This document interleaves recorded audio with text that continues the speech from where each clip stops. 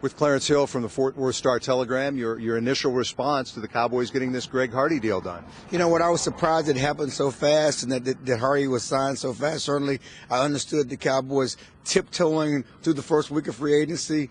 And certainly after losing DeMarco Murray on paper, the Cowboys are taking a step back. But this is the step forward. It's on the field that they needed to improve this team. Certainly, his off-the-field issues are going to bring some scrutiny to the decision. The Cowboys clearly think they're comfortable with him. They've spent 2 days with him, talking, getting to know him, getting to know his background. They certainly did their homework on his history, and I think they have their arms around whatever suspension he might get from the NFL.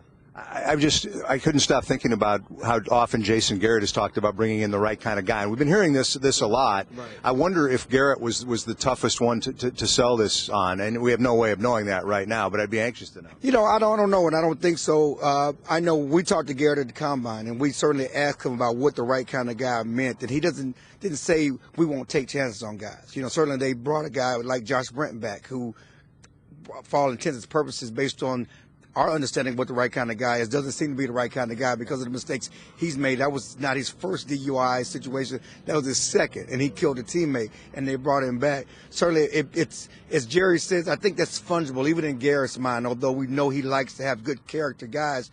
A lot of times when he talks about character, he's talking about how they are in the locker room with their teammates and their work ethic and their professionalism toward the game. And Hardy, once he's able to play, and again, we're assuming there'll be a suspension involved here, obviously addresses the biggest need facing not only this defense, but this entire football team. There's no doubt. Last year when the Cowboys moved away from DeMarcus Ware, they really didn't replace him as far as a pass rusher. You know, they kind of nickel and dime free agency last year. They brought in DeMarcus Lawrence, who had no sacks in the regular season, missed the first 8 games of the season. Their defensive ends together combined for 9.5 sacks, led by Jeremy Mincey, who was really more of a run-stopping end, not a pass-rushing guy.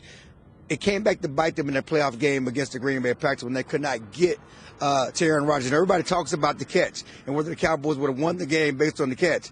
It was 4 or 5 minutes left in the game. They hadn't stopped Aaron Rodgers the whole second half. They would have got the ball and possibly would have went down the field because the Cowboys could not get to the quarterback. That was one of the musts of this offseason in the draft and free agency, upgrading that pass rush, getting a pass rusher in the draft and free agency. Finally, will Darren McFadden be the starting running back for this team in Game 1? I think they will draft a running back either in the first or second round. This move allows them to pick a running back in the first round. Certainly we know Todd Gurley's out there, Melvin Gordon is out there. I talked to some people close to Melvin Gordon. He already has a date set to visit the Cowboys on April 8th. So all those top running backs are in play. You get to go on vacation yet? Vacation. Is that just for thing? Just for TV guys? No, that's just for TV guys. It's year-round, 365 with the Cowboys. Clarence Hill, Star-Telegram. Thank you. Thank you. No problem.